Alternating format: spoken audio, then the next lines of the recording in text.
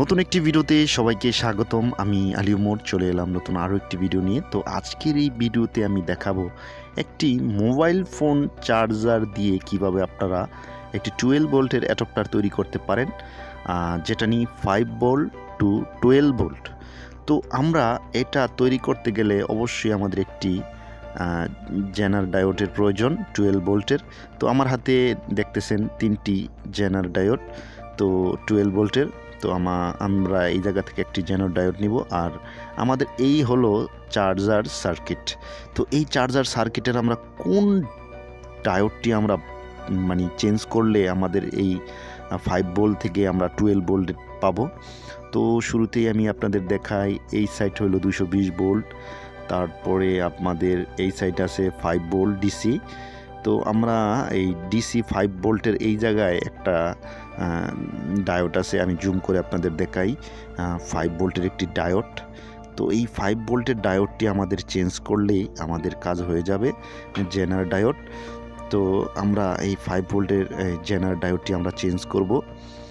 দেখেন আমি তাতালের সাহায্যে আমি এই ডায়োডটি চেঞ্জ করতেছি। তো অবশ্যই পুরো ভিডিওতে দেখলে আপনিও এটা করতে পারবেন, কোনো ব্যাপার না। তো আমরা খুলে ফেললাম। দেখেন এটা 5 ভোল্টের একটি জেনার ডায়োড। তো এটা আমরা খুলে আমরা একটি 12 ভোল্টের জেনার ডায়োড লাগালেই আমাদের কাজটা কমপ্লিট। তো দেখেন আমি একটি 12 ভোল্টের একটি জেনার ডায়োড নিলাম। তো এটা আমরা সুন্দর করে কেটে আমরা ওই জায়গায় সোল্ডারিং করে দেব। তো আমাদের ডায়োডটা লাগানো কমপ্লিট। দেখেন আমরা খুব সুন্দর করে ডায়োডটা সোল্ডারিং করেছি। তো এমন তো অবস্থায় আপনাদের আমি এটার ভোল্টেজটা চেক করব। আপনাদের আরেকটি কথা আপনাদের আমি বলবো, ভিডিওর শেষে অবশ্যই মনোযোগ সহকারে ভিডিওটা দেখবেন। আমরা 220 ভোল্টের কানেক্ট করেছি। তো এই জায়গায় আপনারা একটি কাজ করবেন, আপনারা একটি 16 ভোল্টের একটি ক্যাপাসিটার এই জায়গাতে চেঞ্জ করে দিবেন। তো এই জায়গায় আছে 10 ভোল্ট এবং 1000 ইউএফ। এই ইয়াটা আপনারা চেঞ্জ করে দিবেন। দেখেন আমরা 18 ভোল্ট পাচ্ছি।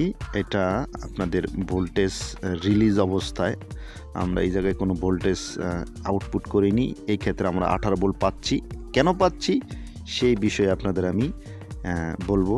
তো আমরা এই জায়গায় একটি ক্যাপাসিটার চেঞ্জ করেছি। সেই ক্যাপাসিটার মান হলো, আমরা যেটা লাগাইছি সেটার মান হলো 16 ভোল্ট এবং 1000 ইউএফ।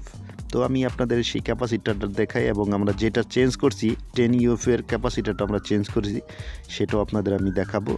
তো সবার কাছে একটি রিকোয়েস্ট, যারা এখনও এই চ্যানেলটি সাবস্ক্রাইব করেন নাই, প্লিজ ভাই একটু চ্যানেলটা সাবস্ক্রাইব করে আমাদের পাশে থাকেন না।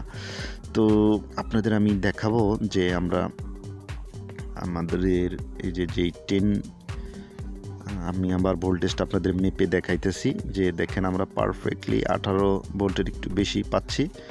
তো এটা ভোল্টেজ হিসাবে। তো এই 10 এবং 1000 ইউএফের ক্যাপাসিটারটা আমরা চার্জার থেকে আপনারা চেঞ্জ করে নেবেন, আপনারা রিয়েল ভালো ভোল্টেজ পাইতে হলে। দেখেন আমি এই জায়গায় 16 ভোল্ট এবং 1000 ইউএফের একটি ক্যাপাসিটার এই জায়গায় আমরা লাগিয়েছি।